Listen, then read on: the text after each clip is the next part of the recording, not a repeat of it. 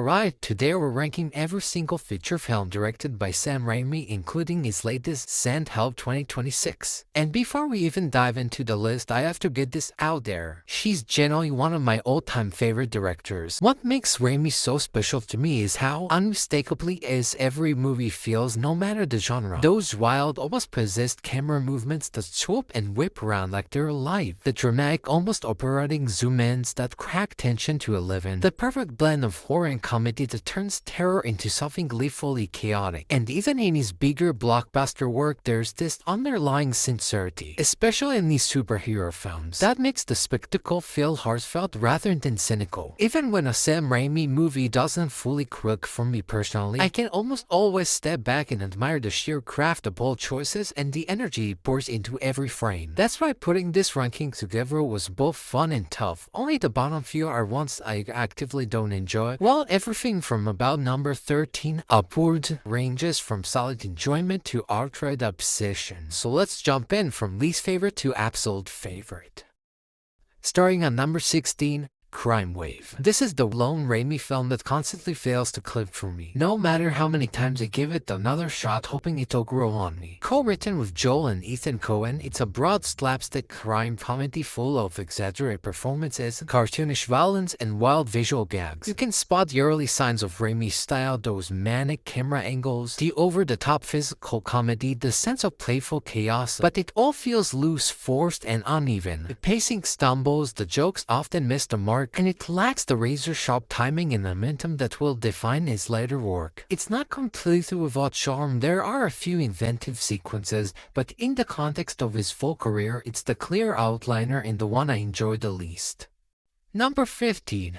Oh, I'm gonna get a lot of hate for this. A Simple Plan. Yeah, I know, this is a controversial placement. A lot of critics and fans consider this one of Raimi's best, and technically I can see why. Bill Paxton, Billy Bob Thornton, and Bridget Fonda deliver powerhouse performances in this slow-burn story of greed, paranoia, and moral collapse after discovering a bag of cash buried in the snow. Every decision, every lie, and every escalating consequence is handled with careful precision, and the tension simmers masterfully throughout. The influence of the Coen brothers is obvious in the film's stark, controlled pacing and morally compass characters. It's one of the most adult, grounded entries in Raimi's filmography. But here's the thing for me, it's deliberately subdued and bleak, and while that earns it respect, it doesn't scratch the itch I get from Raimi at his peak. I crave the heightened style, the kinetic energy, and the visual fireworks that make his films unforgettable. A Simple Plan is quite restrained and introspective, powerful, yes, but rarely emotional, gripping, or thrilling in the way his more stylized work is. It's a film I admire for its craft, for the weight of its storytelling, and for the performances, but it's one I admire more than I love revisiting. It's compelling, but it's a different, more controlled Raimi than the one who makes my heart race.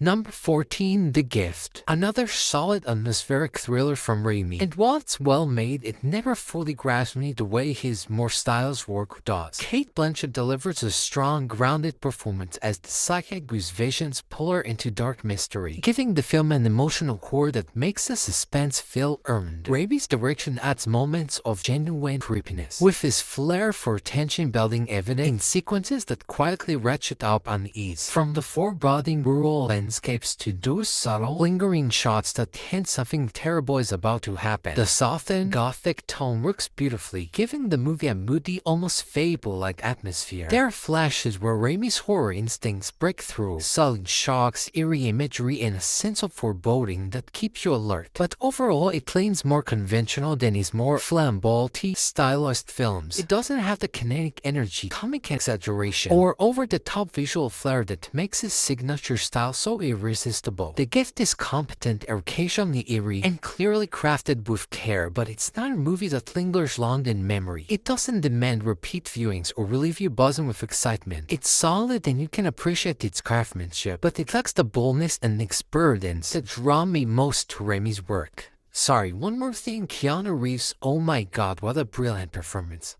Number 13, Oz and the Great Powerful. This one's a bit underrated in my book. The early black and white Kansas sequences transitioning into vibrant Technicolor Oz are visually inventive, and you can feel Raimi trying to channel classic fantasy magic with his playful camera work and whimsical touches. James Franco, Mila Kunis, Rachel Weisz, and Michelle Williams bring charisma, and some of the set pieces have real spectacle. And honestly, part of my enjoyment probably comes from nostalgia. I remember being genuinely excited for it when it came out, and that initial sense of wonder still sticks with me whenever I revisit it. That said, it ends up feeling uneven. The emotional core never quite lands for me. Some performances feel miscast or underdeveloped, and the story drags in the middle. It's not a disaster song claim, but it's also not great. Just squarely middle of the pack. From here on out, we're in territory where I genuinely enjoy or flat out love every single movie.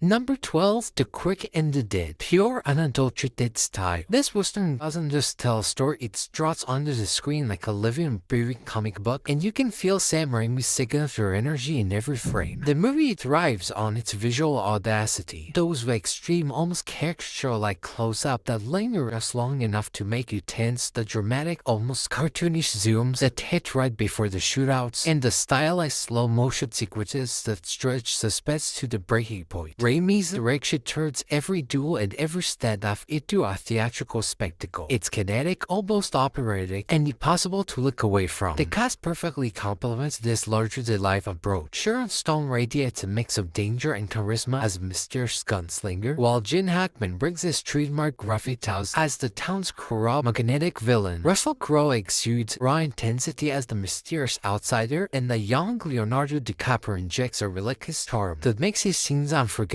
Every performance feels heightened, in perfect sync with Raimi's stylized world. These aren't just characters, they're figures in exaggerated mythos. The plot itself is pretty straightforward, even familiar, following revenge and dueling codes of honor, but that simplicity is relevant here. Raimi's visual storytelling, the meticulous framing, the almost tangible tension, and the way the film dances between suspense and comic exaggeration elevate the material. The atmosphere, from the dusty town to the flamboyant shootout, is the real star.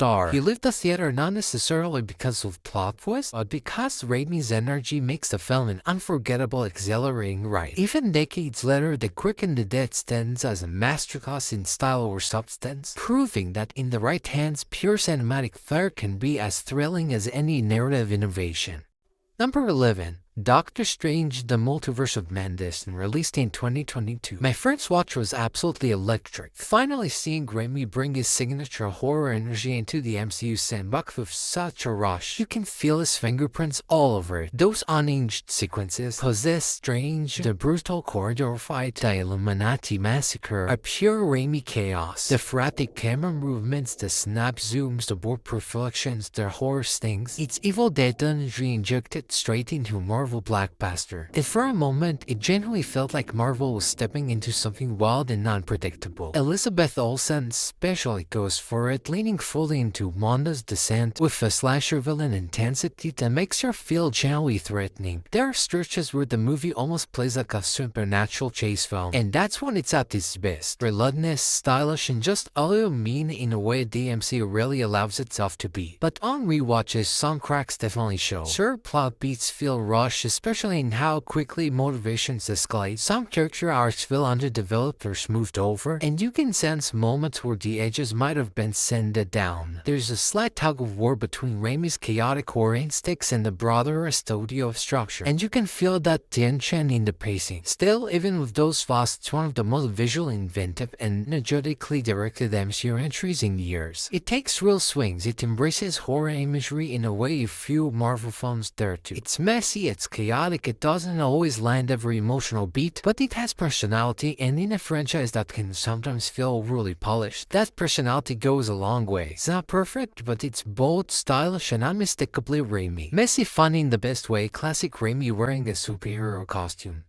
Number 10. For Love of the Game. I really love the sports drama side of this one. The baseball sequences are beautifully shot, focused, patient, and generally emotional. Raimi directs the game with such clarity and intensity that every pitch feels loaded with meaning. The sound design narrows, the crowd fades, and you're locked into Kevin Costner's mindset. It's immersive in a completely different way than his horror or action work, but it's just as precise. You can feel the tension of a career hanging in the balance of every throw. Costner is terrific as the aging pitcher looking back on his life mid-game. There's something quietly powerful about the way the film blends the present-day pressure of a perfect game with reflective flashbacks about love, regret, and missed opportunities. It gives the movie a thoughtful, bittersweet core that really resonates. It's not flashy, it's not heightened, it's mature and introspective. The romance subplot with Kelly Preston can slow the momentum at times, especially when you're fully invested in the rhythm and mounting tension of the game itself. There are moments where you just want to get back to the mound, but it's not a deal breaker. If anything, it reinforces the emotional stakes Raimi is aiming for. This isn't just about baseball, it's about legacy, relationships, and what it costs to dedicate your life to one thing. What makes this film stand out in Raimi's filmography is how restrained it is. No wild camera acrobatics, no horror stings, no chaotic energy, just controlled, heartfelt storytelling. It's a bold departure from what people expect from him, and he proves he can handle grounded drama just as confidently as splatter or superheroes. For Love of the Game is a strong, underrated change of pace, a quieter, more reflective Raimi film that shows a side of his talent many people overlook. Number 9. Drive Me to Hell. Sam Raimi back in his absolute element, returning to the horror comedy roots that made his name. Watching this film, it's clear he's just having a blast. Every frame bursts with energy, chaos, and dark humor. It's gross, relentless, and fast-paced, a non-stop parade of wild, over-the-top scares. The cursed object, the goat demon, the infamous seance scene, each moment is heightened to a level of absurdity only Raimi can pull off without losing the tension. Alison Lonergan is phenomenal as Christine, the cursed lone officer caught in the spiral of supernatural terror. She grounds the madness with real emotion, making her fear, frustration, and occasional darkly comic reactions feel completely earned. Raimi's direction blends visceral horror with almost cartoonish exaggeration, balancing genuine jumps and shocks with laugh-out-loud absurdity. It's messy, it's chaotic, and it's gloriously indulgent in the best way possible. While it may not top the absolute peak of his whole work, for me, Drive Me to Hell is a pure joy from start to finish. A roller coaster of scares, gross-out gags, and unapologetic fun. By the time the credits roll, you're left grinning, a little horrified, and completely entertaining. Are you not entertained? Are you not entertained? And with this one, we're now officially entering the territory of the Raimi films I truly love. Number 8. Darkman. Underrated gem. Honestly, this feels like Raimi's proto superhero movie. The blueprint for everything he would later perfect in Spider-Man. It's a dark, tragic, pulpy comic book origin story at its core, and Liam Neeson delivers one of those commanding performances of his career, carrying both the heartbreak and menace of the character with ease. The tone is wild, swinging from genuinely dramatic to completely unhinged in ways that feel thrilling rather than jarring. The action is endlessly inventive. Those melting masks alone are iconic, and the fight sequences are packed with imagination and energy. But what really sticks is the emotional core. Revenge, loss, and the cost of obsession. Darkman isn't just about flashy effects or stylized action. It's about a man pushed to the edge, and it lands emotionally every single time. It's confident, stylish, and bold. Even decades later, it feels ahead of its time, and every time I watch it, I'm reminded of why Raimi's vision has always been so compelling. This movie doesn't just entertain, it leaves a lasting impression.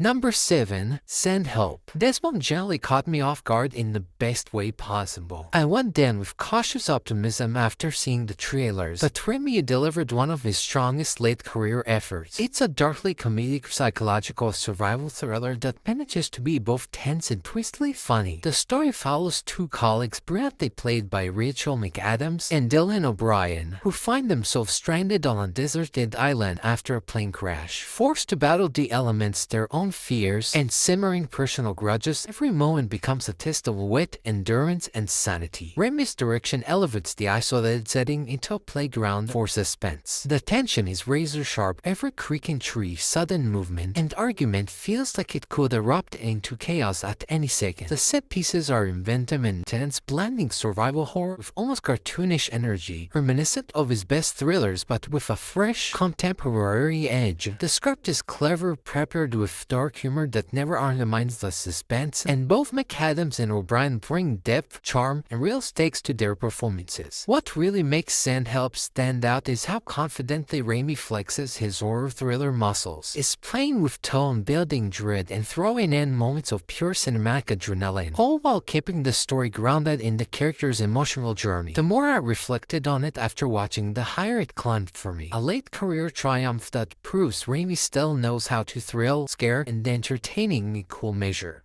Number 6. Army of Darkness. Often called the weakest of the Evil Dead trilogy, but honestly that's splitting hairs. It's only the weakest by the slightest margin, because it's still an absolute right. This one leans hard into comedy and fantasy, trading some of the raw horror of the first two films for medieval battles, ridiculous monsters, and endlessly quotable lines. Shop smart, shop S-smart. Shop smart, shop S-smart. Still hits every single time. The creativity here is off the charts. From Ash's over-the-top heroics to the outrageous Deadites, everything is exaggerated in the best possible way. The action is bonkers, chaotic, and wildly inventive, perfectly paired with Raimi's signature kinetic camera work. It's pure, unfiltered Raimi chaos, the kind of energy that makes you grin even when the situations are absurd. Sure, I slightly prefer when the horror edges out the slapstick. That creeping dread of Evil Dead 1 and 2 has a special kind of tension, but Army of Darkness stands on its own as endless and rewatchable fun. It's silly, it's epic, it's ridiculous, and it's a perfect showcase of Raimi letting his imagination run wild. Number 5. The Evil Dead. Pure lightning in a bottle. From the very first frame, the raw DIY energy explodes off the screen. Every insane camera move, every practical effect, every guttural scream feels like it's fueled by pure, unrestrained passion. And that's despite the shoestring budget. Raimi and his team throw everything into making the horror feel immediate, chaotic, and relentless, and it works. The film is intense, inventive, and utterly fearless. The way it blends gore, suspense, and dark humor was revolutionary at the time, and it still holds up today. You can feel the creativity bursting from every corner, from the shadowy cabin to the possessed cabinets themselves. Decades later, it still feels electric, alive, and genuinely shocking in ways that many modern horror films can't touch. It's not just a movie, it's an experience, an absolute classic that cemented Raimi's place as a visionary in horror cinema. Number 4. Spider-Man 2.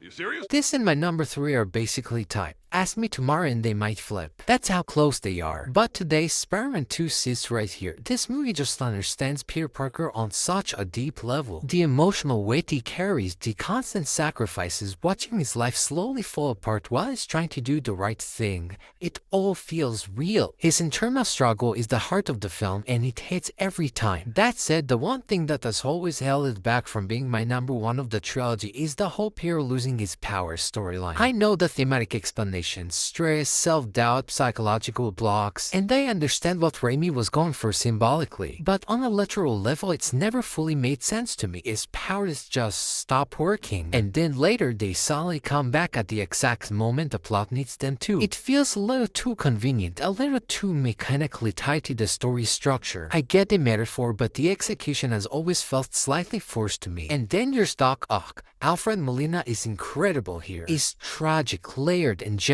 sympathetic, which makes his downfall even more powerful. That train sequence is still legendary, one of the greatest superhero action scenes ever put to film. But it's not just spectacle, it's emotional, it means something. The action, drama, and heart all blend together perfectly. Is it slightly overrated in some circles? Maybe, but even with my issues about the power loss arc, it's undeniably powerful and still one of the greatest superhero films ever made.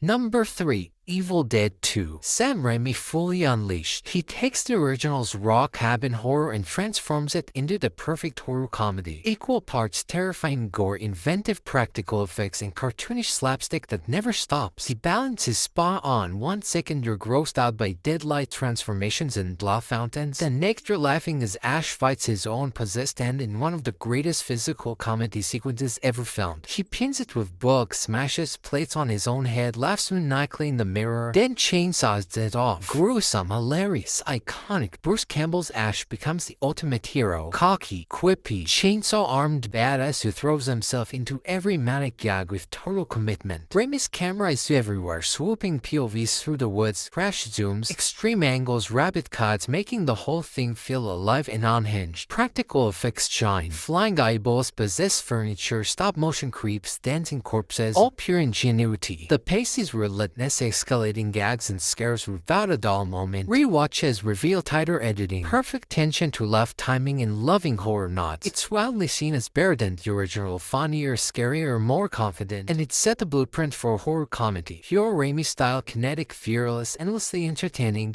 groovy. Number 2. Spider-Man. Sam Raimi's Spider-Man completely redefined the superhero genre, transforming comic book movies from niche or campy fare into emotional, crowd-pleasing blockbusters. Tobey Maguire delivered the pitch-perfect Peter Parker, an awkward, kind-hearted, relatable everyman whose struggles felt real and whose growth carried genuine weight. The film's beating heart is the theme of "with great power comes great responsibility," a line from Uncle Ben that isn't just memorable, it's the moral compass guiding every major choice Peter makes, giving the story depth far beyond typical action fare. That iconic upside-down kiss in the pouring rain remains one of cinema's most romantic and inventive moments. Danny Elfman's triumphant, soaring score elevates everything, from exhilarating web-swinging sequences to quieter, heartfelt beats, adding chills and epic scale that still hold up today. And I absolutely adore the Green Goblin. William Dafoe's performance is electric, unhinged, theatrical, and generally menacing all at once. That duality between Norman Osborn and his goblin persona adds real psychological tension, and every scene he shares with Peter Parker crackles with the intensity. From the chilling mirror conversations to the brutal final showdown, he's not just a villain. He's a force of nature and easily one of the greatest comic book movie antagonists ever put to screen. Influential, emotionally resonant, and endlessly rewatchable, Spider-Man proves superheroes could be thrilling, funny, romantic, and deeply human all at once. It set the standard that countless films have chased ever since. And finally, number 1, Spider-Man 3. Yes, I know, the hot take to end all hot takes. But for me, this isn't just a movie I like, it's the most underrated blockbuster of its era, maybe even of all time. People love to criticize it for being too messy or for juggling too many villains, but that mess, I think it's part of the brilliance. It's ambitious, it's audacious. It's why to take risks that most superhero films wouldn't even dream of adapting. The emotional admission here is enormous. Peter's dark descent, grappling with anger, pride, and temptation thanks to the symbiote, is handled in a way that really digs into his character. Sandman's tragic arc adds real weight and heart, making you feel his struggles and the consequences of his actions. And Harry, his path from vengeful friend to redemption is generally moving. You've got 3 villains, each with their own motivations and depth, and somehow the movie still makes them all feel important. That's no small feat. Then there's the emotional core, pride, forgiveness, responsibility. These aren't just thrown in, they drive the story. The movie wears its heart on its sleeve in a way few blockbusters do. And when you combine that with a phenomenal score, dramatic over-the-top action sequences, and Raimi's signature visual flair, you get something that's messy, yes, but also alive, intense, and fully committed to its world. It's peak Raimi's sincerity in the superhero form. Emotional, ridiculous, thrilling, and heartfelt all at once. Some moments are campy, some are shocking, some are generally heartbreaking, but it all worked because the movie dares to go there. And on top of that, the black suit. I absolutely love it. The design is perfect. The raised silver webbing, the sharper white lenses, the sleek, almost alien look while still keeping the classic Spider-Man silhouette. It feels powerful and intimidating without losing what makes the suit iconic. The theme that plays when Peter embraces it is incredible. Haunting, seductive, tragic, and perfectly captures the pull of power and the cost that comes with it. The church scene is phenomenal. The bell tower, the desperation in Peter's scream, the suit violently tearing away from him. It's raw and unforgettable. It's not just spectacle, it's emotional release. And honestly, the CGI still looks really good. The Sandman effects, the symbiote sequences, they still hold up impressively well. Honestly, this is one of my favorite movies, period. It's bold, messy, dramatic, heartfelt, and unapologetically ambitious. And with that black suit arc and its powerful theme of forgiveness at the center, it's exactly why I can't stop loving it. So that's my full ranking of Sam Raimi's theatrical features. From low-budget horror chaos to blockbuster spectacle, the man's got range and style for days. What's your ranking look like? Which ones do you love or hate that I got wrong? Let me know. I'm always down to debate Raimi movies. Thanks for watching.